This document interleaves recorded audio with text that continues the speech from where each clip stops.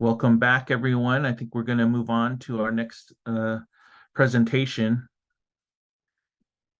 And I want to do a check to make sure our presenter, it looks like we do have our presenter here, Dune Lankard from the Native Kelp Alliance. And he is an Eyak Athabaskan Native of the Eagle Clan. Grew up in Cordova in south-central Alaska, born into a fishing family. His life education as a subsistence and commercial fisherman began at age 5. He later earned a living as a fishery and processing consultant and commercial fisher in the Copper River Delta and Prince William Sound. The Exxon Valdez oil spill transformed him into a social change activist and native rights leader. He has founded and co-founded several key organizations, including the Eyak Preservation Council, the Fund for Indigenous Rights and Environment, the Red Oil Network, resisting environmental degradation of indigenous lands, and the Native Conservancy. His work has helped win the preservation of more than 1 million acres of Copper River Delta and wide recognition, including Time Magazine's Hero of the Planet, as well as fellowships with the Ashoka Foundation, the Hunt Alternatives Fund, the Future of Fish, among others. Dune will be sharing his experience as a Illahee Fund grantee to support the Native Kelp Alliance and how they are addressing climate change and the regenerative economy through kelp farming. Please, thank you so much for being here and welcome to you, Dune. Appreciate you being here. Thank you, Michael. Can you hear me okay? Yes, we can, or I can. Yep. All righty. And we're going to have a slideshow, and as Amanda's figuring that out, after the Exxon Valdez oil spill happened in 1989, which was 44 miles from my hometown here, called Cordova. So it happened in Valdez at Bly Reef. And the government and the industry said that an oil spill of that magnitude would happen only once in 432 years. And it happened in the 13th year of operation. And it changed all of our lives. And fishery permits crashed, the price of salmon crashed, our boat values diminished. The community, the thread that held us together was the salmon. People left town. There was divorces, suicides, drug and alcohol abuse, fishery cooperatives that had worked together for years broke apart. Relationships were torn in half. And Exxon came to town and said, "You're lucky that it was Exxon that had this oil spill in your backyard, because we're Exxon, we're going to make it right. We're going to make you whole again." And they definitely left a hole in our heart. And there's still dead zones 34 years later after the Exxon Valdez. So this presentation is about our fight to take our ocean back and build food security for our people, and basically reclaiming our rights on the ocean and the land. So after the spill, everyone lost their wisdom. The leaders decided to destroy everything in order to survive. Native corporations decided to clear cut 1 million acres in the parallel path of the Exxon Valdez oil spill, which was 1,500 miles of coastline.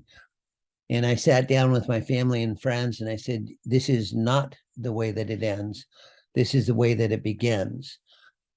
And so I said, we need to fight for our indigenous sovereignty. We have to fight for our rights. I had to start 13 different nonprofits to take on the powers that be, because I knew that no one was coming. You know, the Alaska delegation was a no-show.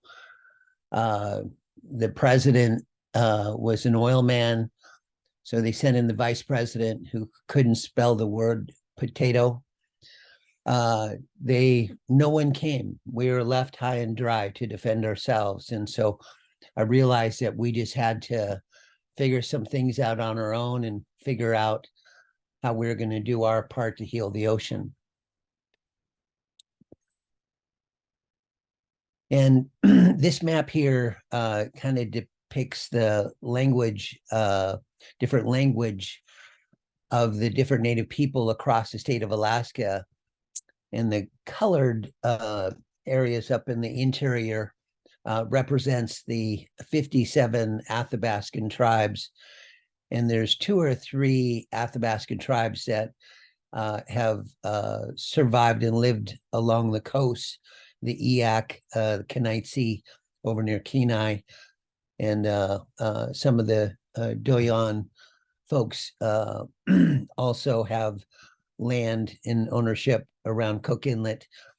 And then, as you can see, the Eyak in south central Alaska, our habitat actually extended further to the east, down to what's called Yakutat, which is 300 miles away from Cordova.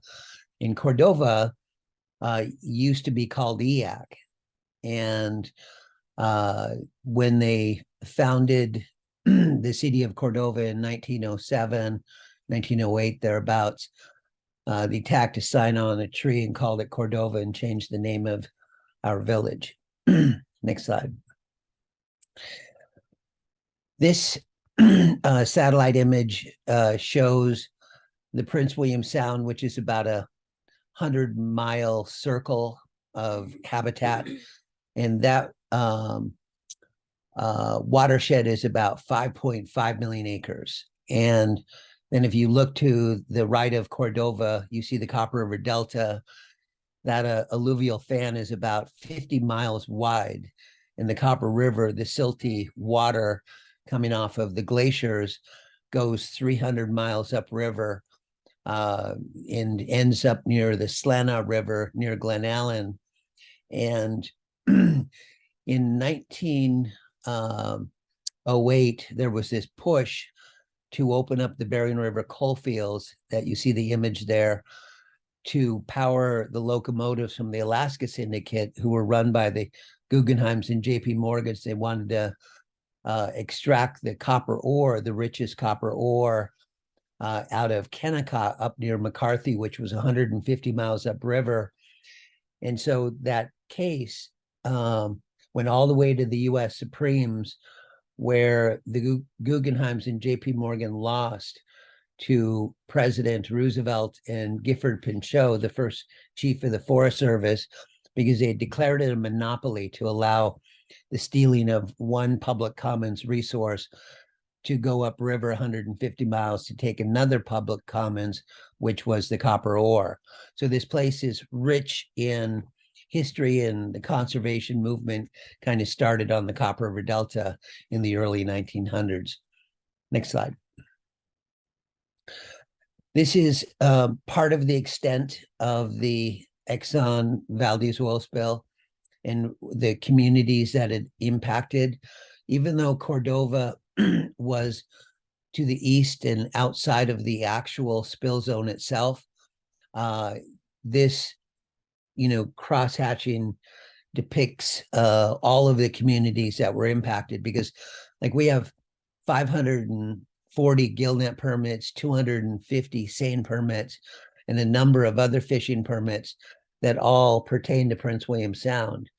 So when they shut down the sound to different fishing in different areas in our region, all the way down to the Aleutian chain, it impacted about a dozen indigenous communities in the spill zone region. And so this map kind of gives you an idea of the direction of the spill. It went to the west and was moving at about 70 miles per day. Next slide. So a couple of things. In doing a lot of the conservation work over the years, I realized that saving the land wasn't enough, that we had to figure out how we were going to continue our subsistence way of life, which is comparable to none. And a lot of tribes, unfortunately, have lost this subsistence, fishing and hunting and gathering a way of life in a lot of areas for different species. And my whole life, we took it for granted because it was actually, abundant. And that's all we've, ever done is subsistence, hunt and gather for our families and friends of family. And I remember early on, my mother would always say that subsistence was an act of philanthropy, that when you give a fish to someone else, they don't have to go and buy it in the store. And so when you look at Copper River sockeyes or red salmon and you try and buy one, it's $49.99 a pound in the store. Our Copper River King is $79.99 a pound. Who can afford that? So when you actually share that food source with your family and friends, it's actually an act of philanthropy. And so we decided to not only continue our subsistence way of life, but we also decided to figure out how we could grow things from the land and the sea. So we got together our team and started a Kelp Now tour to hear the fears and concerns of coastal villages across Alaska. And what we found was that Indigenous peoples were interested in getting into the kelp and mariculture industry for three reasons in this order. One, to help heal and restore the ocean, and two, to be able to feed their people a traditional food source that they have been enjoying for thousands of years, in this case, kelp. So kelp isn't new. And the third is to build a regenerative economy that they could not only be proud of, but they could be part of. And so that's why the Native Conservancy decided that we wanted to permit as many Indigenous peoples as we could across the state, because unlike commercial fishing that starts in May and ends in October, kelp farming starts in October and ends in May. So it's a reverse season, but the deal is that you're out there in the coldest, darkest, stormiest parts of the year. So you're going to want to be able to have good boats and be able to permit close to home. So Indigenous people should have the first right of refusal to permit closer to home. And so a few of the pilot programs that we started at the Native Conservancy, we wanted to make sure that they were Native owned and Native run, and community led. So people could come up with innovative and traditional decisions and use their Indigenous knowledge and traditional local knowledge, as well as ecological knowledge, to be able to determine, what made the most sense for their fishery and their regions, because every region is going to be a little bit different. And so, like, to give you an idea of some of the things that one would have to do if they were to consider getting into kelp or mariculture, you'd have to do a ocean farm business plan. You'd have to figure out how to do your landscape analysis to figure out what could grow where, and try and determine, what the tides are, the currents, the winds, the different animals in the area. So you have to do an analysis, and then you have to take the nautical charts and do GPS mapping to make sure that they're accurate depths when you make your anchor lines, because it requires anchors, lines, and buoys, at least right now. And then when we realized when we wanted to source our wild seed, we had to learn how to dive. And so early on, we hired divers, and we realized that we wanted to help Native peoples get a diver certification so they could source their own wild kelp seed. This is really important because otherwise you're going to be dependent upon somebody else. And then next, you want to figure out, how you're going to design and build your ocean farms. And we decided to build portable kelp seed nurseries. So 40-foot containers, we could actually grow 1 million pounds of kelp in a 40-foot container. And everyone said, oh, it'll never work. It'll never work in a container. So I knew it would work right away. We decided to go ahead and build it. And now we're building a second one for the community of Cake. And then you got to figure out how to deploy, monitor, and harvest your kelp. So once it's deployed in the fall, after you've grown it and cultivated it in your kelp seed nursery, then you have to deploy it and then monitor it 3 to 4 times a month, depending on what the state requirements are. And then you got to harvest your kelp farm in the spring. So what we've done is basically helped people figure out how to get kelp in the water. Now the big 5 that we call it is, what do you do with the kelp when you get it out of the water? So we're thinking like, focusing on how do we help with the marketing, the processing, the dehydration to get it into a shelf-stable state. Then how do we deal with transportation to market issues because we live in remote areas? And then how do we incorporate renewable energy to offset the high cost of living and doing business in rural communities in Alaska? So we also thought about starting a native kelp cooperative to offset the overhead expenses, and then figure out how to start a Native Kelp Alliance, which would be basically a 501c4 to help people figure out how to deal with policy, law, and legislation. For example, one day we'd like to get away from anchors, lines, and buoys and do direct seeding. We'd like to figure out, since we're doing what we are for restoration and healing of the ocean first, then we should be able to receive programmatic permitting, where we can get 10 permits at once instead of 1 at a time, because we're not just trying to make money from food kelp. The other is, if kelp can sequester carbon 5 to 20 times more than living terrestrial forests, then we should figure out how to leave it in the water longer.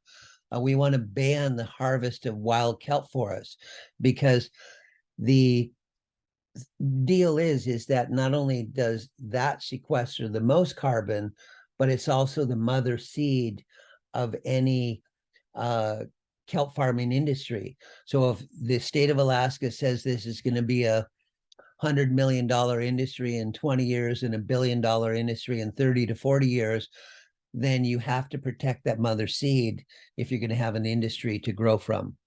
And last but not least, we decided to build boats that I'll go into a little bit later. So basically, this is working. You can see the 40-foot container there, which is our community kelp seed nursery. We built it in partnership with the Lutig Pride Marine Institute in Seward, with support of the Denali Commission. We were able to build this first 40-foot connex, and you can see what Tesha's doing there is you put line on these spools, and then you put those spools in aquariums, and then you release the spores. And just to give you an idea, a chunk of spore or seed this big can grow a 20-acre farm, which is basically 200,000 to 300,000 pounds, which is, to give you an idea, in a 20-acre farm, you would have 9 different arrays. And so depending on the strength of your seed and the quality of your seed growing in the container, one little piece of sorus can grow 200,000 to 300,000 pounds.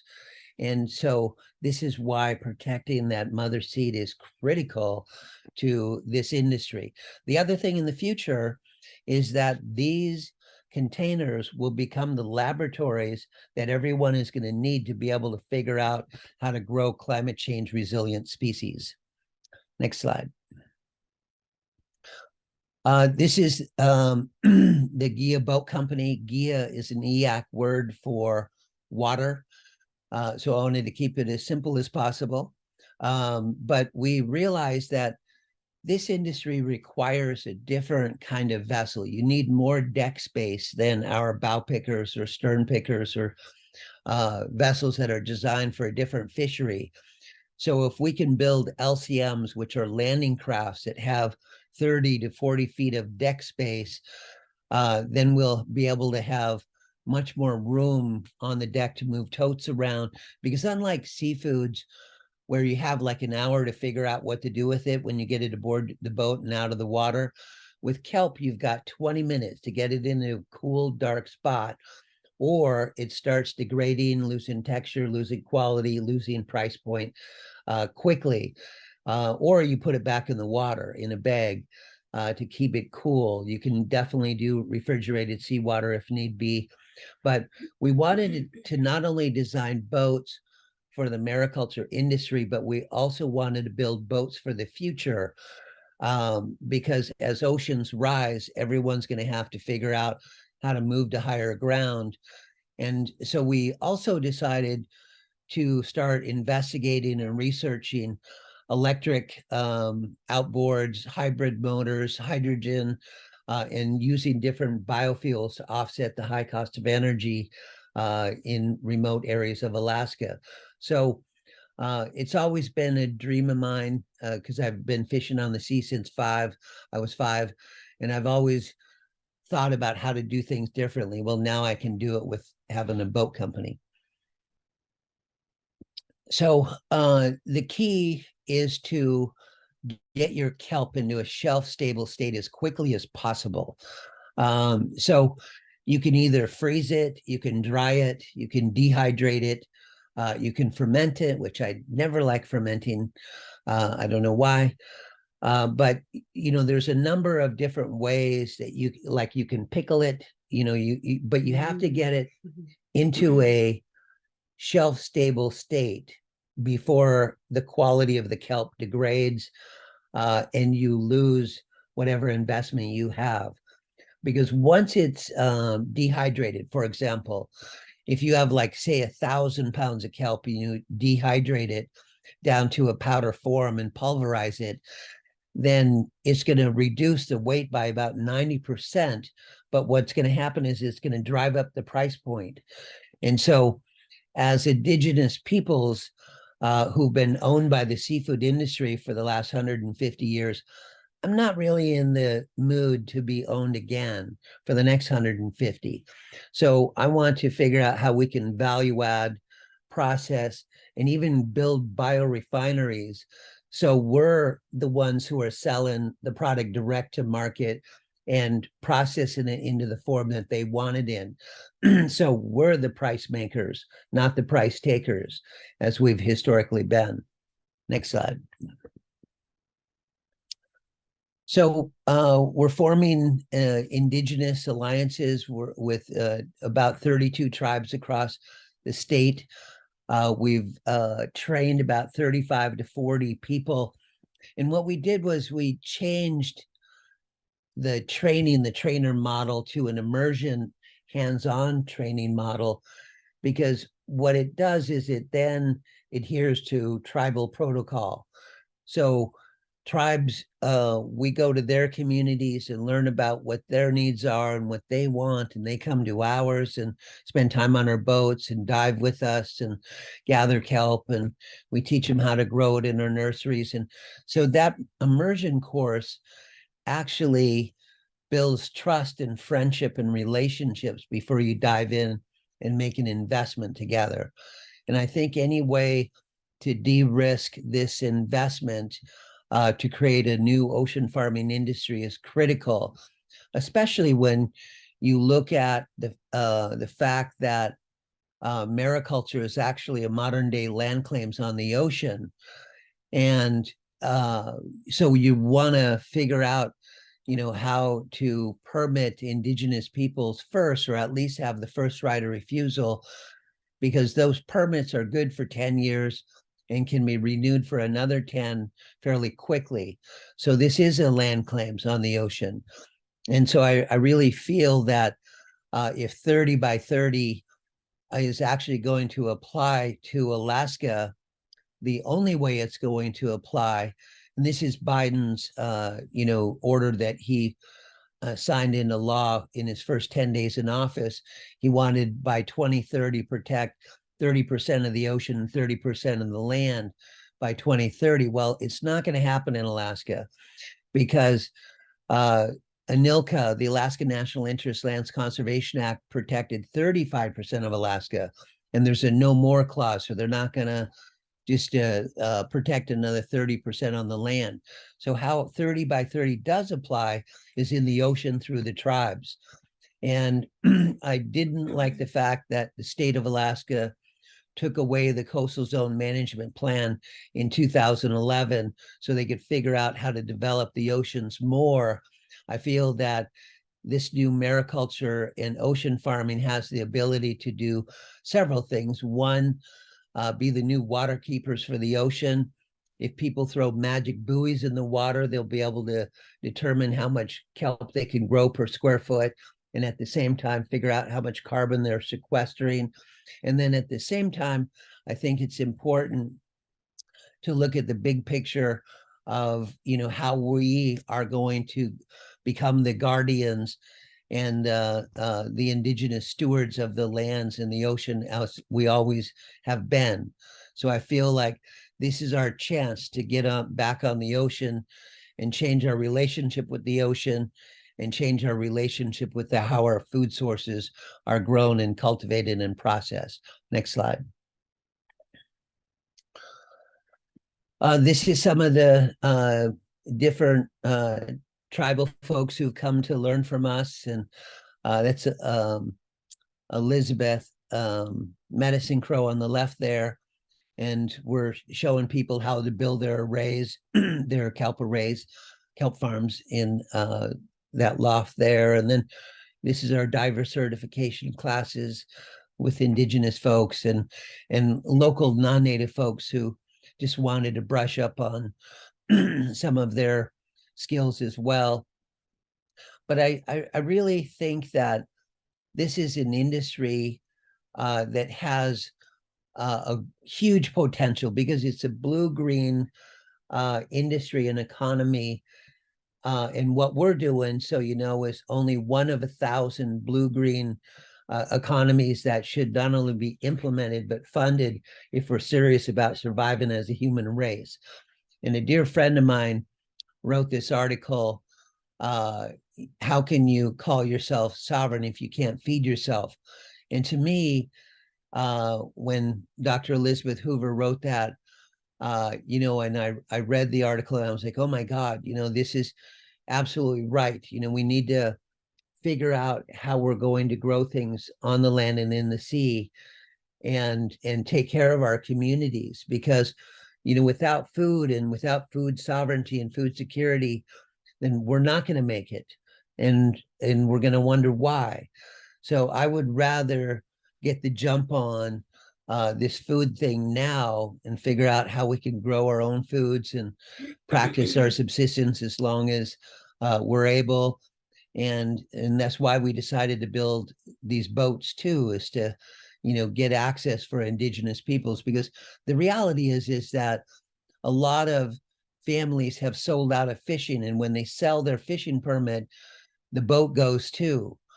And then within one generation, your youth no longer know how to run boats, work on boats, and if they did, where to go to even catch the fish. So we want to be able to reinstill these skills and this way of life that will take care of our people and allow us to be providers during these climate changing times. Next slide. So this is kind of like the model of the social enterprise cooperative of how we feel this should work. Unfortunately, B Corps aren't allowed in Alaska and they're literally missing out on billions of dollars of opportunities. And so you want to build some sort of a for-benefit corporation or a social enterprise cooperative that is kind of like, it has the best of both worlds. So you can attract government funding, foundation funding, and investor funding.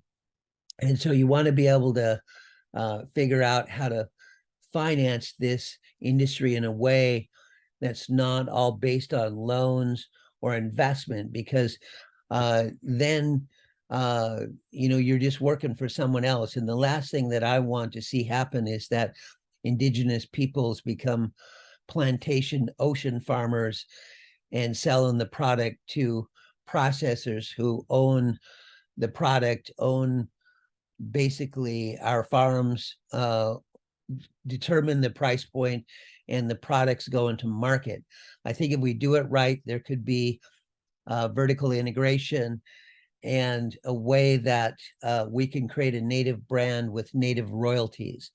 And so this is a process that we've started working on, and we're calling it ocean back, because we feel that like land back plus ocean back equals people back, and creating good jobs and good paying jobs to get people back on the land and the water, and learning how to do things the right way in our villages for our people. Next slide.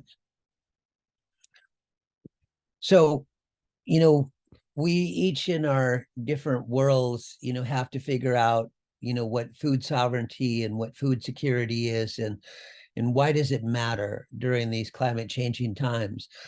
And then there's Elizabeth's quote there. I feel like, food sovereignty is the right to be able to go out and fish in the ocean to harvest our resources that we've traditionally done, for thousands of years. And food security is about how we continue to supply those food sources to our people during these times of hardship and less. And food insecurity is happening all around the world. And this is what's going to drive the migrations across the planet. And there is already clear this, with what's happening in Russia and Ukraine, that the food wars and the migration wars have begun. And so, at some point, we're all going to have to, just wake up and decide that we're going to not only think differently, but we're going to act differently. And we're going to figure out, how we can protect food sovereignty and how we can provide food security for our people.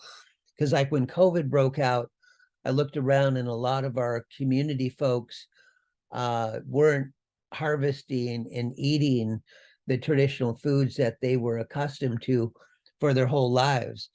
And so our team got together and decided to start harvesting 16 different traditional species that we could drop off to different families and communities and elders, that we wanted to make sure that they had that food, because that food source is what keeps us strong and healthy and wise, and have the strength to take on the battles that we're going to have to face during these climate changing times.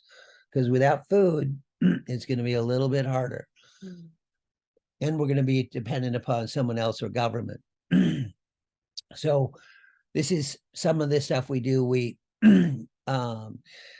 harvest the fish, we process them, we portion them, we vacuum seal them, we freeze them in a wave energy Denba freezer system from Japan that only has a 3% cell loss.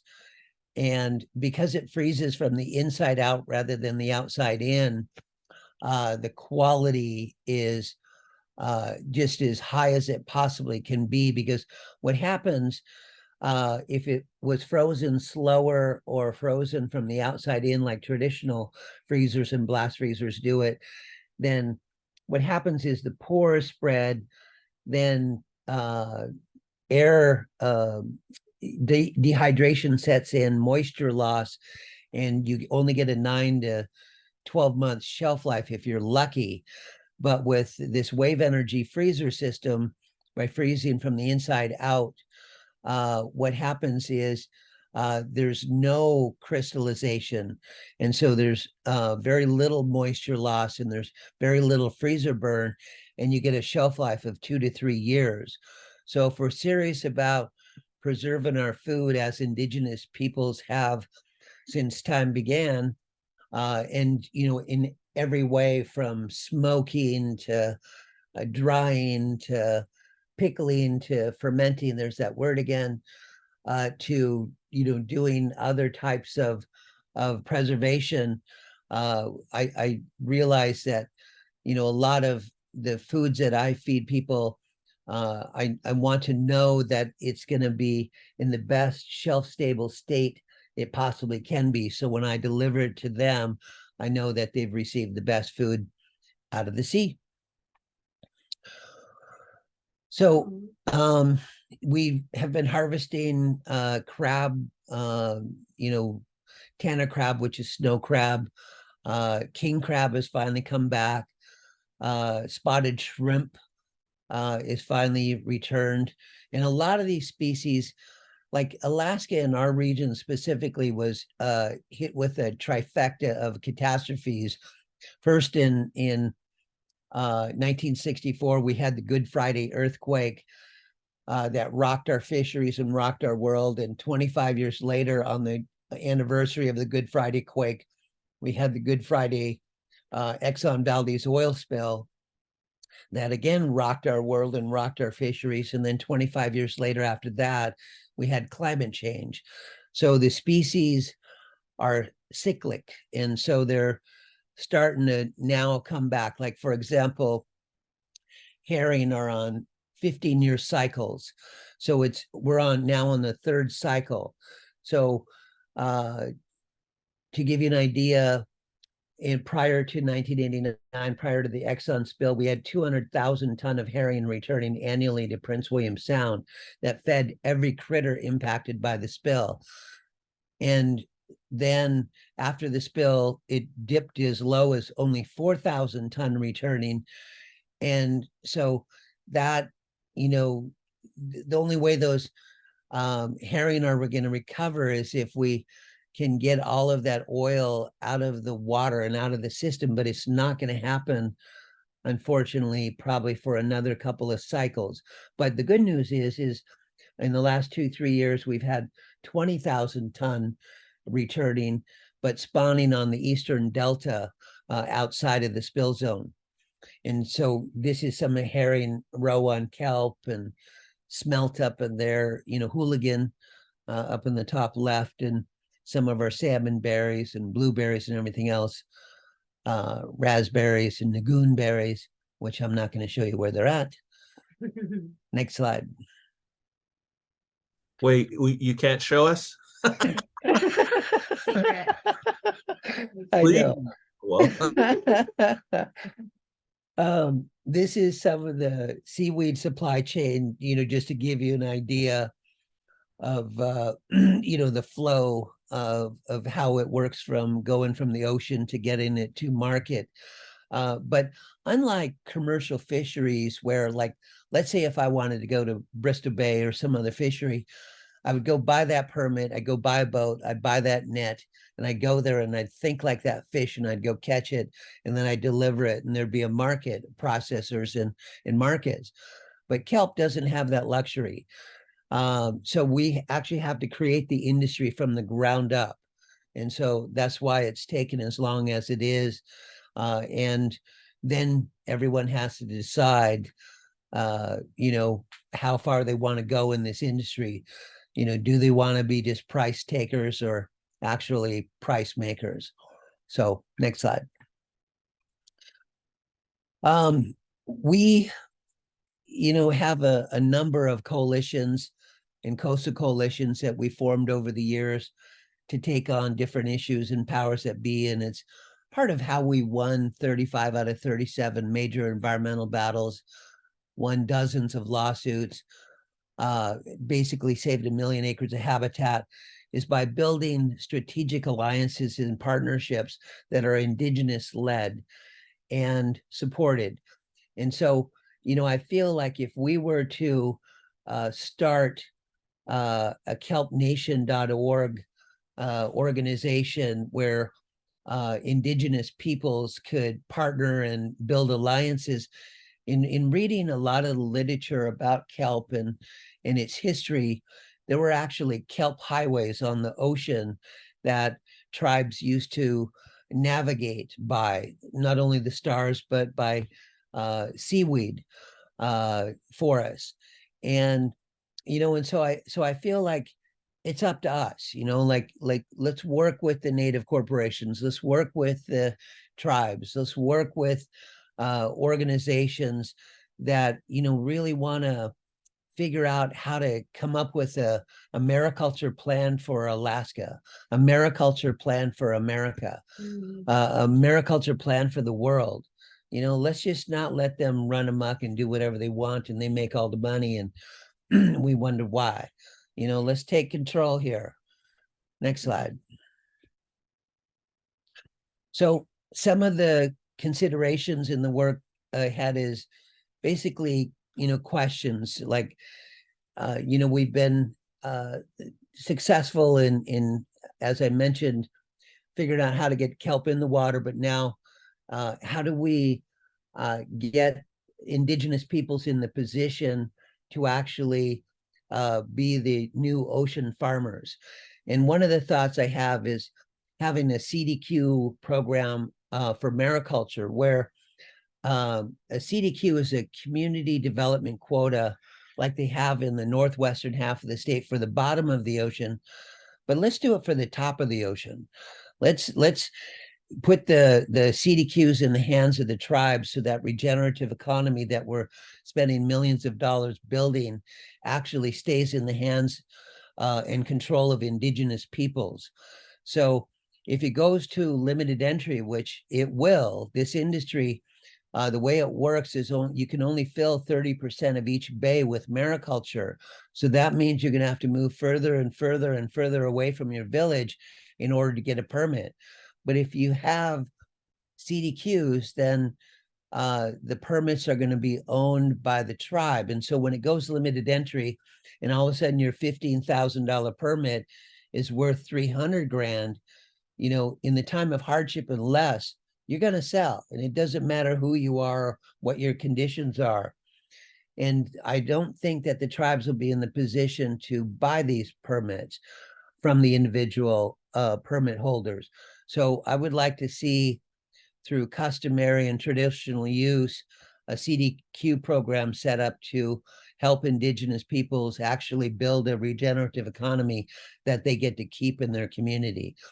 And then figuring out, the different markets. We've got a dozen different markets that we're sending products to see what kind of products that make sense. But just to give you an idea, kelp can be used for pharmaceuticals, nutraceuticals, biofuels, bioplastics, compost, fertilizer. They found that if you take animal feed and add 2% red seaweed kelp to it, that and feed it to cows and pigs, it reduces their emissions by 60 to 80%. So who wouldn't do that? You can, if you want to permanently sequester carbon, take the kelp and put it in bricks and permanently sequester it. You can make clothing, you can make 250 food products. I mean, kelp is the hemp of the sea. It's a miracle organism. It grows 18 to 24 inches a day in ideal conditions. You don't have to chase it around. You don't have to fertilize it. You don't have to water it. You don't have to feed it. One day, if we're smart enough, we're going to get paid to watch kelp grow. And so I just feel like this is an industry that we have a chance to get a handle on and actually grow and create it in a way that it creates a social enterprise and a cooperative that actually helps indigenous peoples get that native brand and that native royalty out there. And the wonderful thing I like about it is while we're doing all this, we're helping heal the ocean. And the ocean needs attention and love. We need to direct our energy, time, money, and love to all the directions that we need to if we're serious about surviving as a human race, let alone saving the ocean. Next slide. So this is a 4-minute video that I wanted to share with you that we did at a Just Transition conference, just to give folks an idea so you can see for yourself what we're doing and why we're doing it.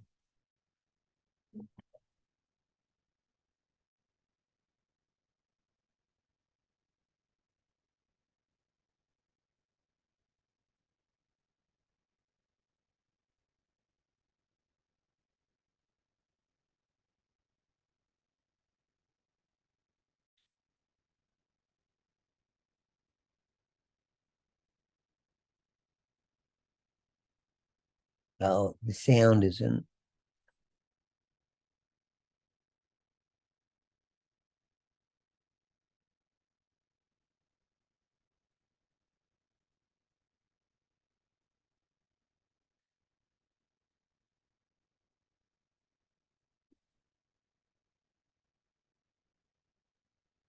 Can you still hear me?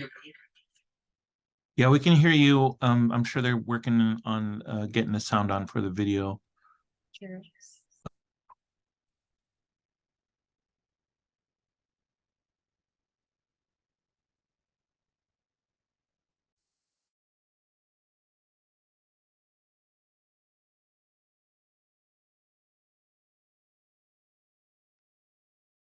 Doing as they're getting the sound worked out, I just wanted to make sure you'll be able to take some questions at the end of your presentation.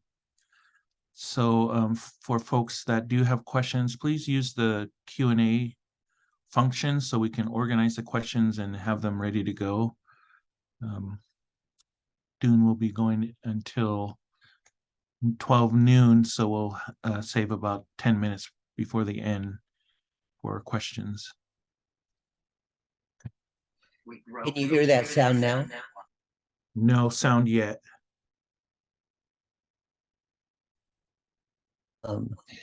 We'll go ahead and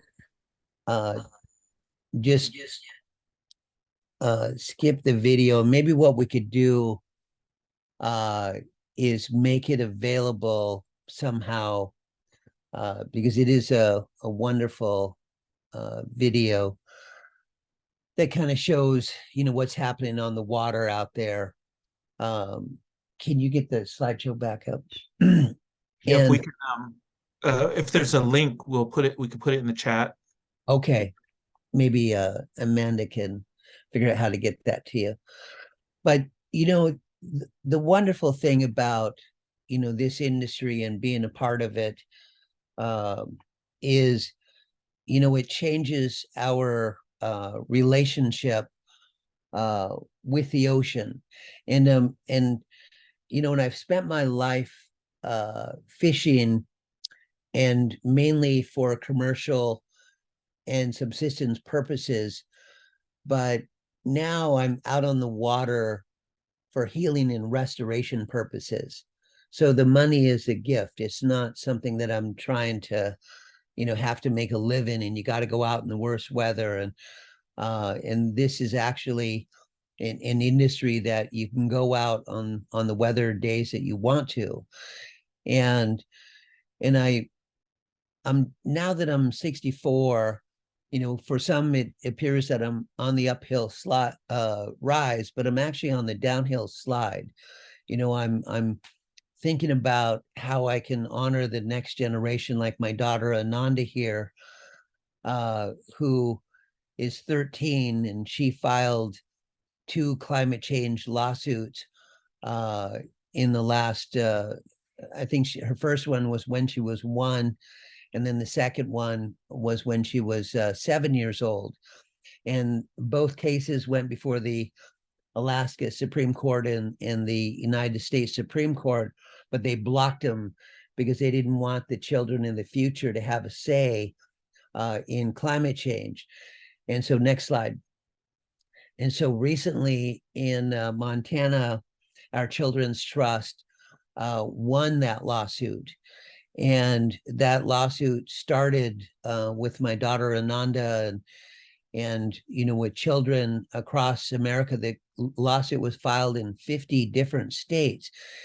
And the importance of this atmospheric trust litigation strategy is that every person is entitled to clean water, clean air, and clean land. And so it's a human right. It's a basic right. And I feel that our Children's Trust, represented the children in the future who are going to inherit the planet that we're leaving them, which isn't good, folks.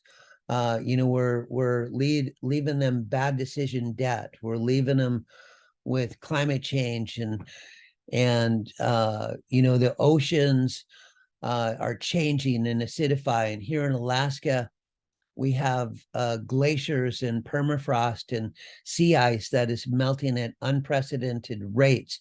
The ocean is rising. Either the planet is on fire or flooding. We got to get serious. We got to figure out solutions. We got to get behind initiatives and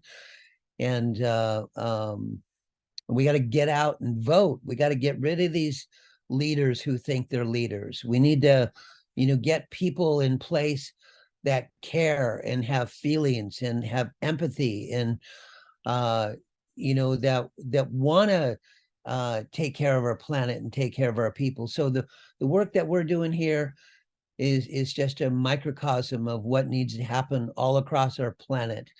And I'm in it to win it.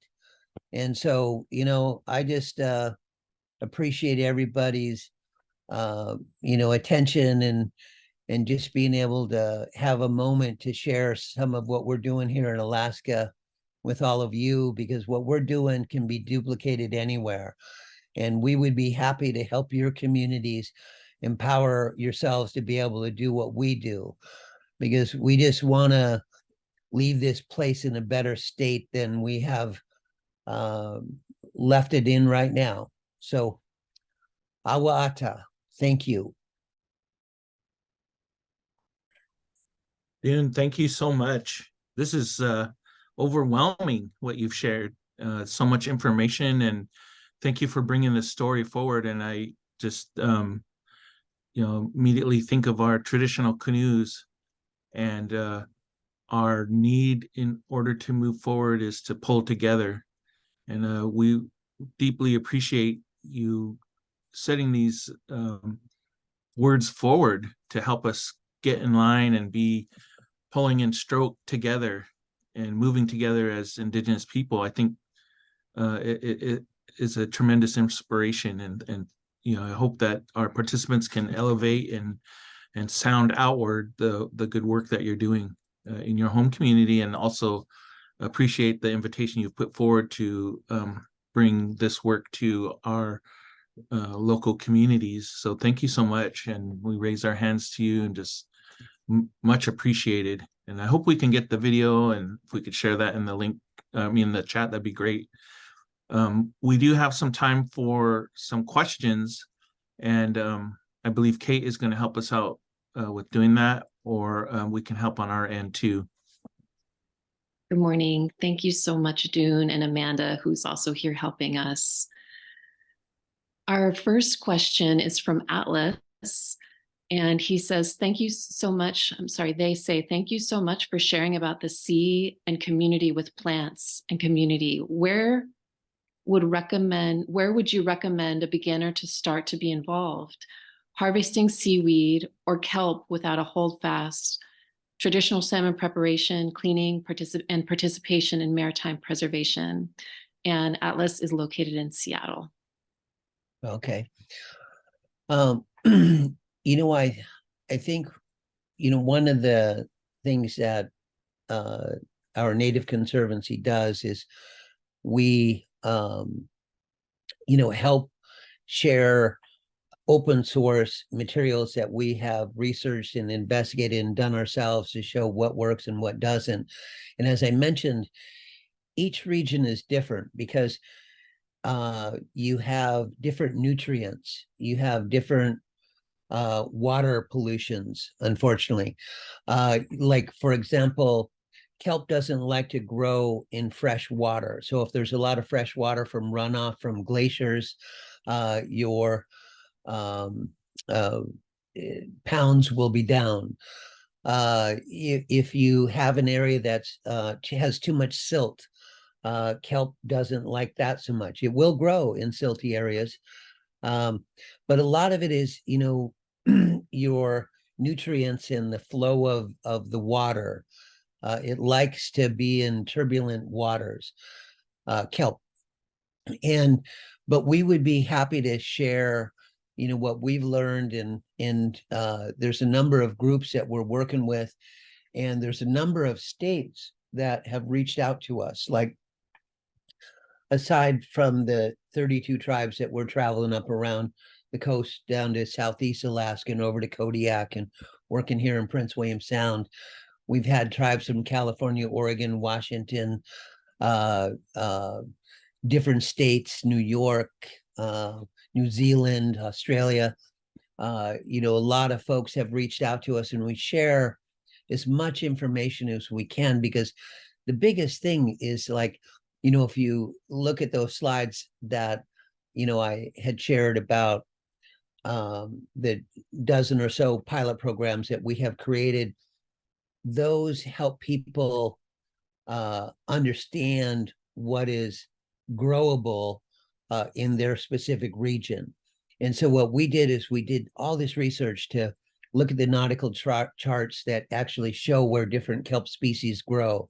And then we went out there and identified them. Like here in Prince William Sound, we have 3 prominent species: the bull kelp, the ribbon kelp, and the sugar kelp. But you go to Southeast at a low water, at a minus tide, there's a dozen different kelp species that you can choose from right there. And you can only grow species that are actually growing within 50 miles of your farm. And unfortunately, the way that the laws read, and this is why we need a 501c4, a kelp alliance, is the laws are designed around aquaculture, not mariculture. And so what happens is, they say, well, you can only grow this species if it's harvested within 50 miles of your farm. But a bull kelp here is the same as bull kelp in California, or bull kelp in New Zealand, or bull kelp in Mexico. It's the same species. It's not like it's going to be a different species. It is what it is. Same with every other 100 kelp species or more that are out there. So it's not like you're going to be growing some foreign critter or some hybrid. You're actually, if you grow bull kelp, guess what? You're growing bull kelp. And so we would be happy to help in any way that we can. And you can write to us at info@nativeconservancy.org. Thanks, Dune. Sophia asks, when you're collecting sorry to seed your next crop, from how many parent donors do you collect? And what is the max distance from your farm that you collect from? Yeah, it has to be within those 50 miles. The last couple of years, it was only 25 miles, and that made it a little bit more difficult. But we harvest 50 to 100 different samples, which is, sounds like a lot, but it's not really a lot when you dive down. You can gather a number of species, and then as soon as you hold it up in the sunlight, you can see where the sorry is, and you cut it out and you start cultivating it. And I like the citizen scientist work that our Native Conservancy does. Like, we had put in for a proposal from the Exxon Valdez Soil Spill Trustee Council. And I think we were the first organization that were made up of citizen scientists that received some of this science mafia money. And basically what we wanted to do was to prove that we could grow it and then study it and start a dozen different test sites so we could figure out what could grow where. And the critical thing about too that I wanted to mention again is the magic buoys, these data buoys. The data buoys are going to give you that information that will be required to figure out what can grow where, because an industry that does cost quite a bit to get in, you're going to want to learn as much as you can about sourcing your wild seed, cultivating your wild seed, and figuring out how you're going to deploy it and grow it and then be able to harvest it. And so, my feeling is that the more information, the more studies that you do, the more you're going to be able to de-risk this investment that is actually creating a new industry that makes probably the most sense for the ocean right now. Kate, if I can cut in real quick, Dune, I think we are able to play the video if you want to do that, or we can just continue with questions. Okay, let's try and do the video because it's really informative and fun. Okay, okay.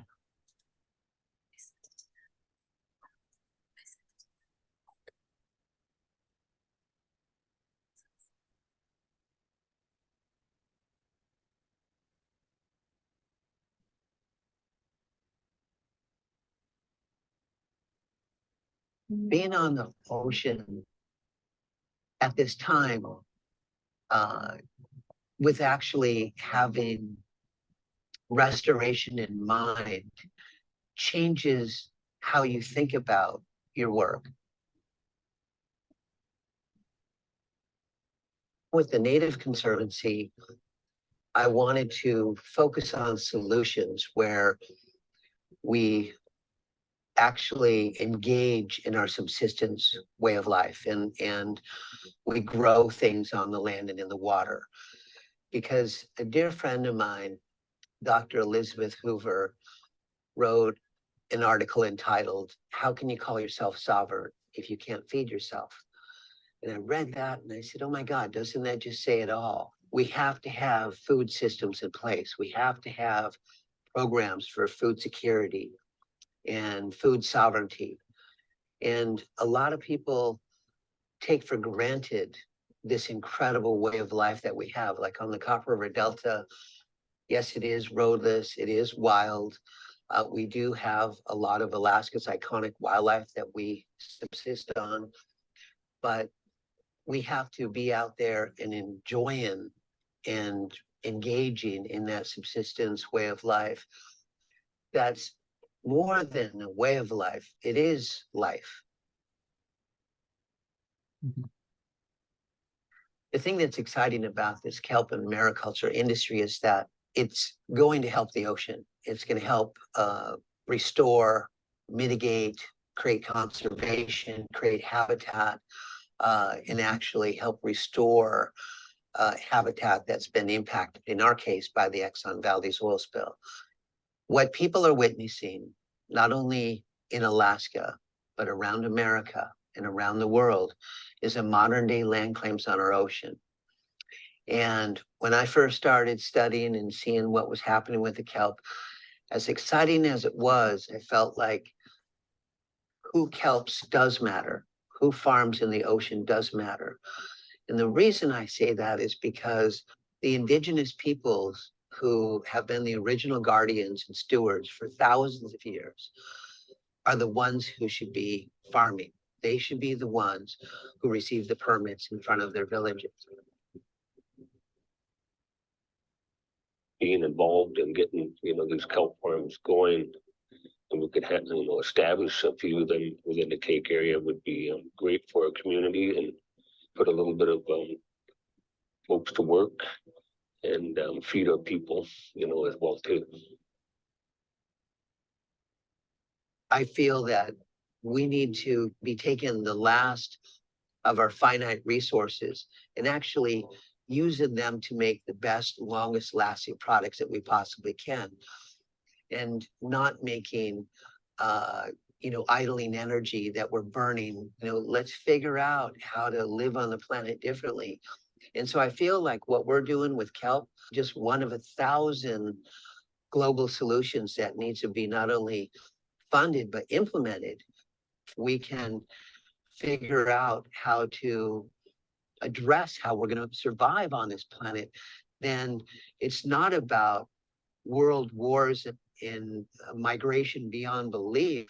It's about restoring and bringing back and regenerating that land and that ocean and that way of life that has sustained us for thousands of years. It's not going to happen because we're lucky. It's going to happen because we care and we actually do something about it. Yep.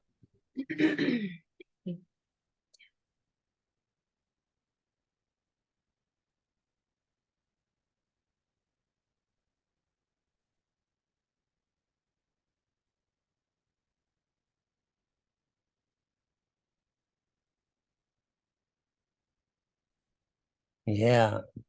So thank you for sharing that with folks.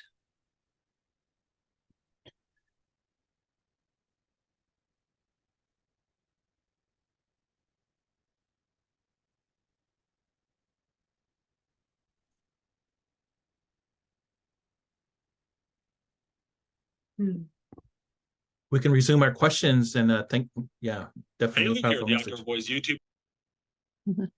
Wonderful. Beautiful video. Well, our next question is from Lisa, and she wanted us to put in the chat the name of the Japanese freezer that you mentioned. Denba, D-E-N-B-A. Yeah. Denba wave energy technology. It's another type of machine is called CAS, which stands for a cell alive system. And like with the permafrost melting in the northern half of the state, they're no longer going to have their cellars or freezers like they have, with no more frozen ice below the surface. And so we're going to have to figure out how to preserve our foods to the highest quality we possibly can, and to be able to freeze it for as long as we can, so we're able to enjoy ourselves and our food sources. One of the thoughts that we had with our Native Conservancy is because we have a welding company, that we may start building chest freezers that have the Denba wave energy system in it. So each of these chest freezers would be a food security system for any community that bought one, because your food would last so much longer. And like seafoods and ice cream needs to be kept at 21 degrees, minus 21, in order to maintain the quality and the texture. And really, all foods should be kept at that temp. And if we could incorporate wave energy into that freezing technology, and oh, by the way, it's been around for 50 years, so it works. Thank you. Janice asks, does this method of kelp farming safeguard the kelp against the challenges that are harmful to the deforestation of natural kelp forests, like what we've seen happen with sea star wasting disease and climate change impacts? I think that is going to have to be a question that is answered over time. We have almost 4 years of experience now. This spring will be our 4th year of being involved in this industry. And the kelp that we're growing is not vertical, but horizontal. So we imagine, if you know how a long line works, imagine 2 anchors, 2 lines that go to the surface, 2 buoys, and then a long line in between the 2 buoys. And we grow the kelp on strings between 7 and 10 feet below the surface. A lot of different kelp species grow down 30, 40, 50, 60 feet and deeper. but we haven't figured out how to do that sensibly or sustainably yet to be able to grow vertical kelp. And that's why, I was thinking, like, if we can figure out how to get away from anchors, lines, and buoys and do direct seeding, we'll have more information. And then I think I could, give you a better answer.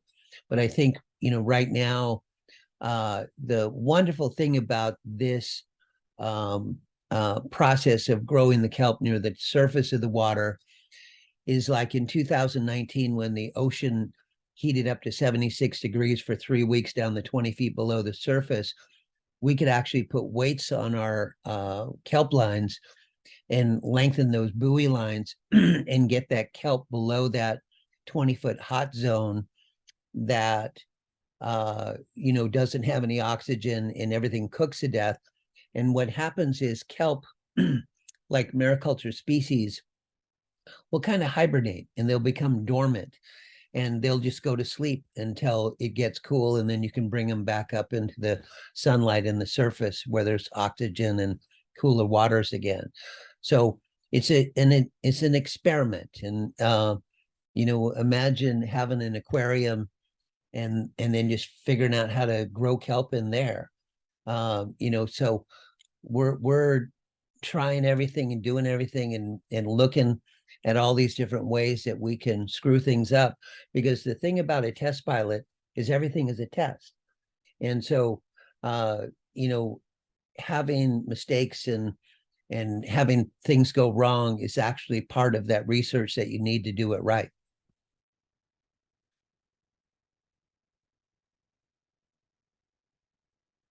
Dune, we have one last question for you, and the staff from Native Conservancy also said we could share any others via email, and she left her email there. So thank you for that, Amanda.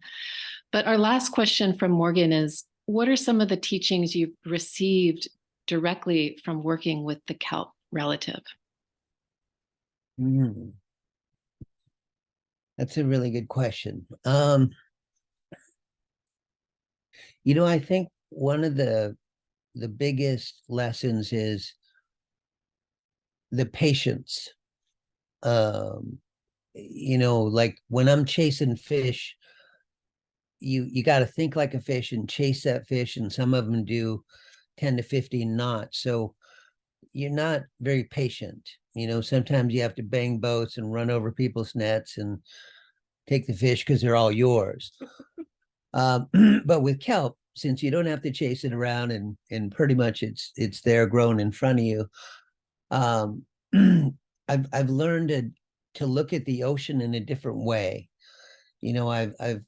I've been able to bring my daughter Ananda out there and show her what we're doing, and she likes the running over nets and banging boats and chasing fish. She's like, "Daddy, it doesn't do anything." I said, "I know, honey, but it's healing the ocean and it's healing ourselves." And so I think, one of the biggest lessons for me is that, my first income from the sea was when I was 12, when we were grappling for herring roe on kelp. And then when the Exxon Valdez oil spill happened, I ended up having to harvest the kelp out of the water and put it in totes and take chemicals and soap and spray hot water and kill everything in that tote, and then put it back in the water to make it look like it was alive. So when the media came and took pictures, it wasn't covered with oil. And that was the cleanup. And then, so here I am in the latter part of my career on the ocean. I'm growing kelp to help heal the ocean. So kelp has always had a role in my life. And as a fisherman, it's slippery, it's in the way, you're always throwing it overboard trying to get to your fish. And so you have to have a different respect for this organism that, is so important, because 200 to 300 species, juvenile species, use that as cover and habitat so they can get to a size big enough to defend themselves out in the wild. And so I learn from the ocean, and I learn from this. It's not a plant; it's an organism, and it's taught me patience and looking at the ocean a whole different way. So I appreciate the questions, and feel free to reach out to us. We'd be happy to take you out on our boats and show you what we do, and I wish everybody well all the time. Love you lots. Thank you so much, Dune. What an incredible presentation today, and we just greatly appreciate your work. And we, like I said, I hope that we can echo out the words that you shared today, and be able to get more support and gain more alliances through the work you're doing. And thank you so much for being with us here today. We do have the website and the email for any additional questions, and folks who are looking for resources. We appreciate your time. I wish, again, like with our earlier speaker, I did the sign language round of applause, and normally I have all the participants do it, but I see in the chat they're sending a lot of clapping and hearts to you, and as gratitude as well. So thank you for being here.